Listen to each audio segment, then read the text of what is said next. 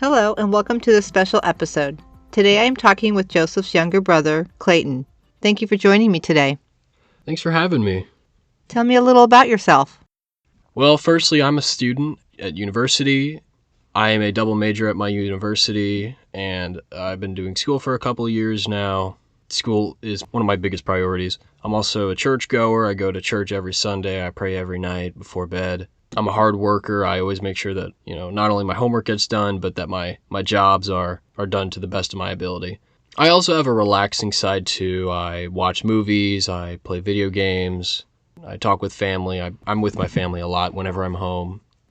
So you and Joseph are 2 years apart. What are some memories you have of growing up with Joseph? I've got some good memories. I've got some bad memories. I would say that I would always kind of follow what he does. The innocent hobbies like shooting Nerf guns, learning about coin collecting and stuff. I would watch him skateboard on the home-built half pipe in the backyard, walk in the woods, and be careful not to step on any snakes, that sort of thing. I would follow him doing that, playing video games together.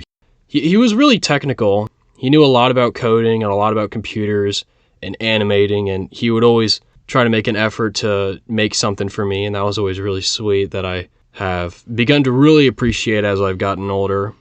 But I've got some bad memories too. We would get in fights, but that's the normal sibling rivalry, brother against brother sort of, over petty stuff. It happened and we would kind of move on, but the good memories definitely stand out. What do you like about Joseph? I really admire his will. That guy will set a goal and he will get it. He would always challenge his skills, like with coding and animating stuff, always reaching new heights, new milestones. He was always very impressive. He would always challenge himself with skateboarding, always trying to learn new tricks, new flips. I always found his will to do things very impressive. Mm-hmm. How would you describe him to somebody who doesn't know him? I would describe Joseph as hard to know, I guess. He's a complex character. He's got a deep personality, I guess.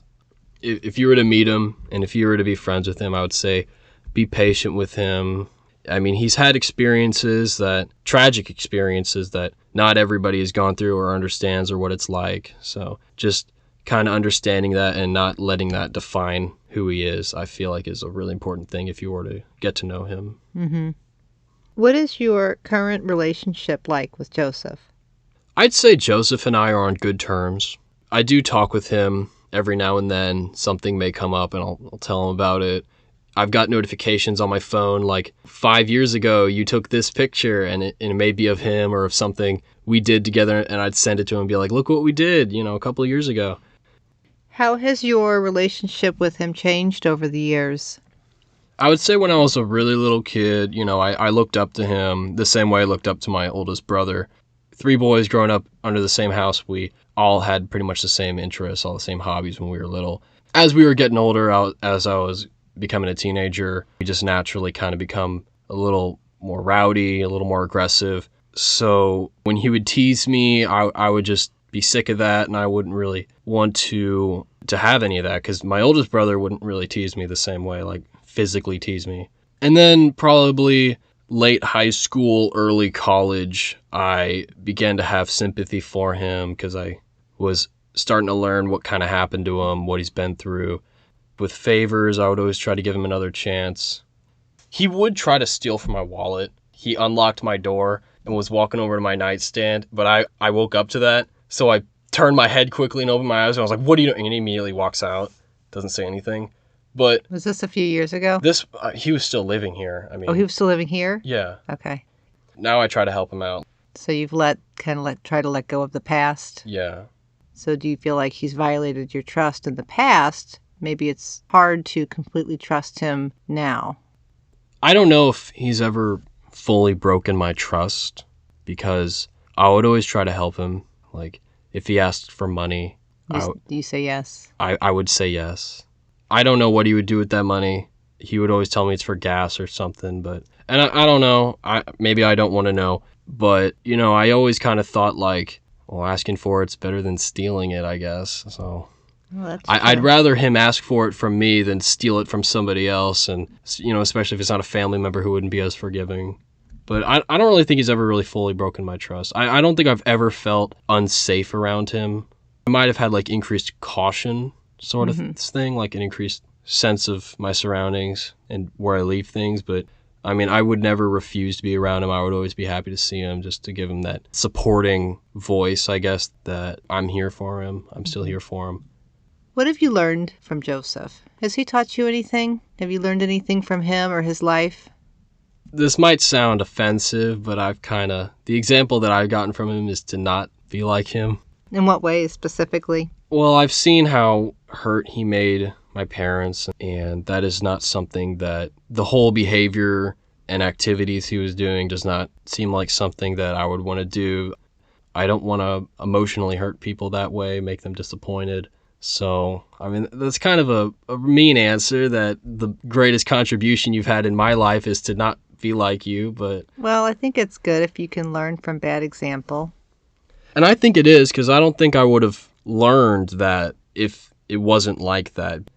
I would know school programs would always say, like, don't do drugs and stuff, but people my age are doing drugs anyways. They're smoking heavily, they're putting all these toxins in their bodies and their brains and stuff. And if I didn't have a case that was so close to me, I probably wouldn't have that concern, that fear to not do those sort of things. What is your earliest memory of Joseph's involvement in drugs?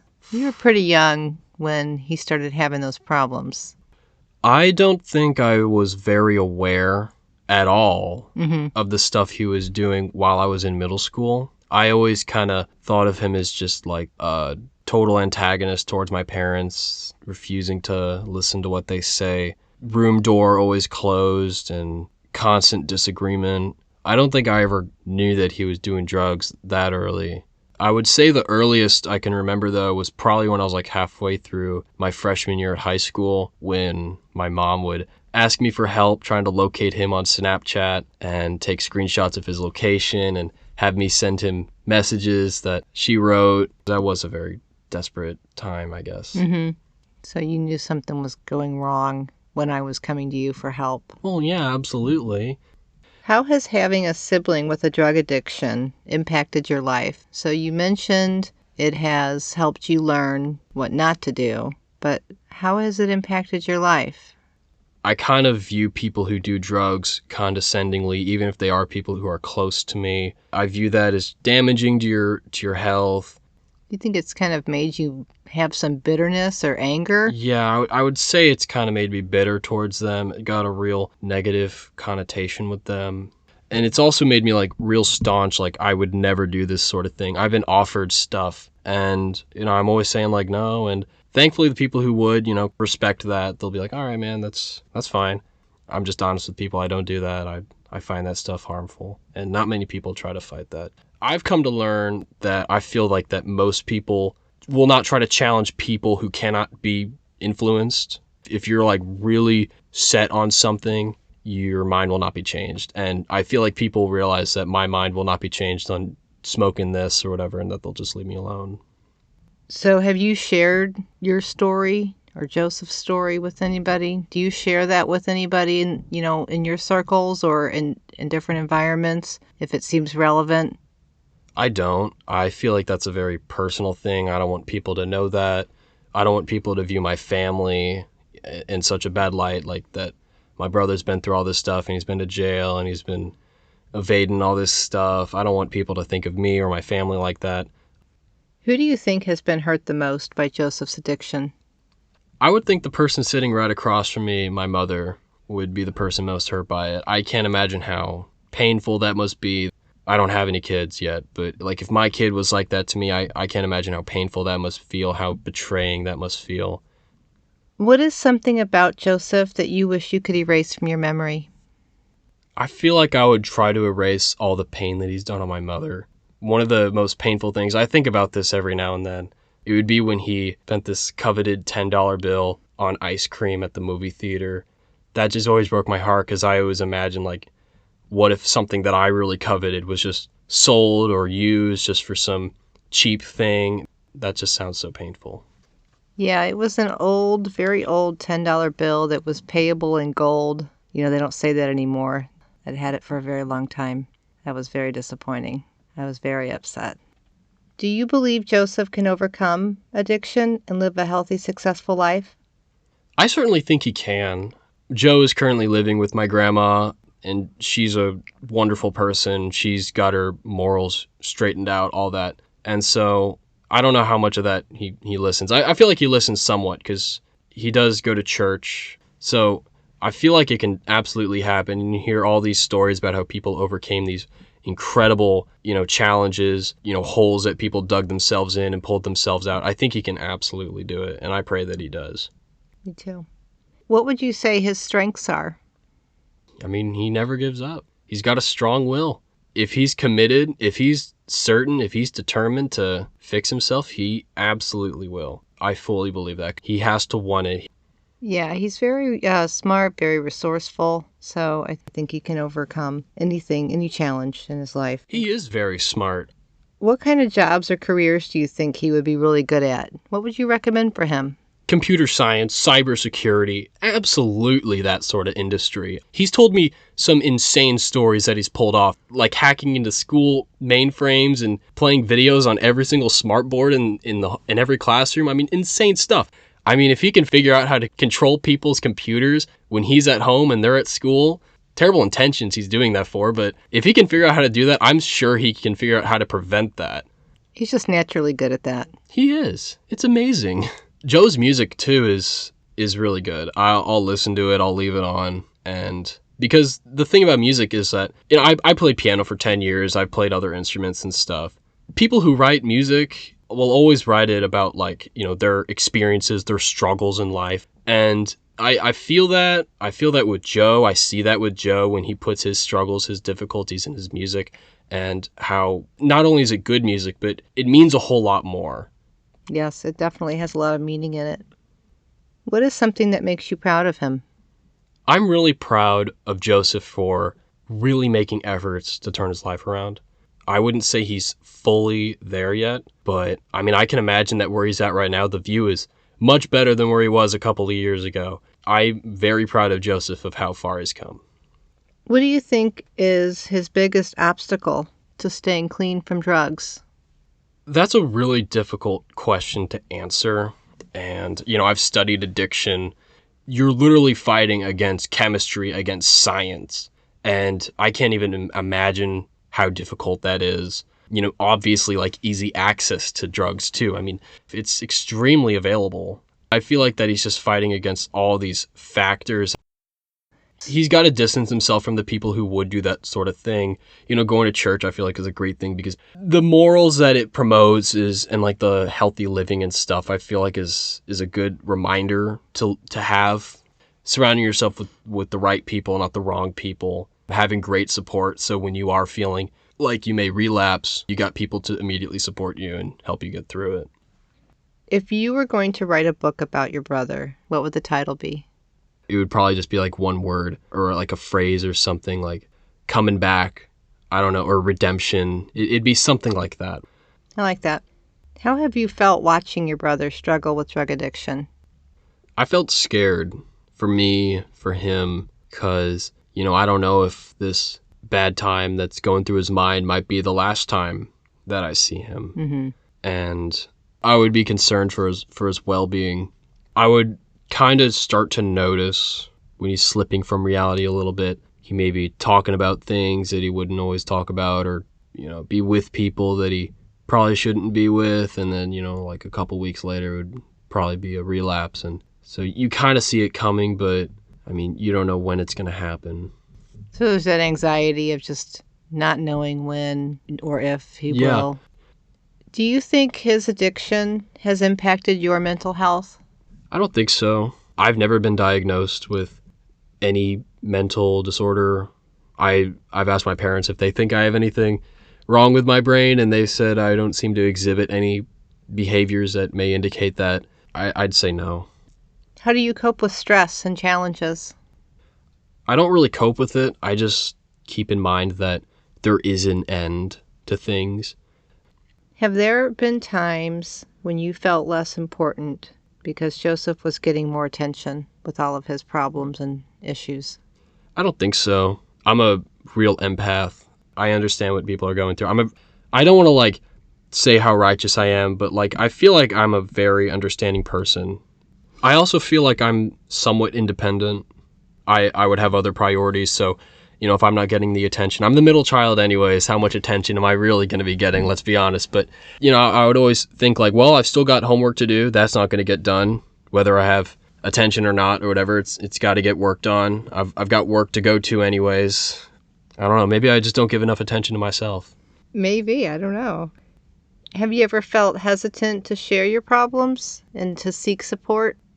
I would say I have, because I don't want to burden other people with stuff that, if I didn't tell them that I have problems, then they wouldn't have to, share this burden with me, that sort of thing. I'd just kind of fight it myself, deal with it myself. And if there was something like that's really life damaging, like what Joe's been through, then I would try to tell other people. But, I just feel like it's the life experiences. I haven't had anything that I need to seek out help like that. Have you ever felt ashamed or embarrassed by Joseph? I mean, you mentioned earlier you don't share your story, the story of having a brother with drug addiction. You don't want to bring shame to the family, but, has he done things that you're embarrassed by those things and, you feel ashamed because you're related to him? I don't think I have. It may sound contradictory to my previous answer, but I don't think I've ever really felt shameful for anything he does. I mean, I feel like my parents have done a pretty good job at hiding a lot of that from me, making sure I don't hear about it. There may be plenty of stuff. I don't know. I don't want to put bad assumptions, but I mean, there may be a lot of stuff that I don't know about and stuff that I don't want to know about. I don't really think I've ever felt embarrassed about him. Have you ever lied or covered up for him? Yeah, I have. That's Yeah. all I want to say. So you're still not going to share any details on that? No, because my mother's right here, and, I don't know what she'll do if I share that. That's all I'm going to say. What do you hope for Joseph? I hope he can get better. I hope he can recover from the mental turmoil he has and start getting his life together, pursuing a career, settling down, living a normal life. Do you love your brother despite everything? Absolutely. I definitely do. I always look forward to seeing him when the whole family gets together. I invited him to my birthday. We went to a baseball game. When we went on vacation over the summer, I was okay with him coming along. I had no problems with it. I wanted to see him. I wanted him to be included. I love seeing him there, him being with us. Do you ever want to live with him again? It would need to take some time. I think he would definitely need to exhibit some real life changes for that to happen. He did it once. I believe it can certainly happen again. Do you have any advice for others whose sibling is a drug addict? Be supportive for their recovery. Don't try to hold it against them, because keep in mind that your sibling does not want to be like that either. They're trying to turn it around. Please be understanding. Please be patient. There may not be anything you can do. Just pray. Is there anything we haven't covered that you wanted to say before we close out? You still owe me $20 from a year and a half ago. I have the PayPal receipt. I assume when you say you mean him, because I know I don't owe you any money. I'm talking to him directly right now. Well, thank you so much for being here and for sharing your thoughts. I really appreciate it. Oh, thank you so much. I felt it was very therapeutic to share this. Wonderful.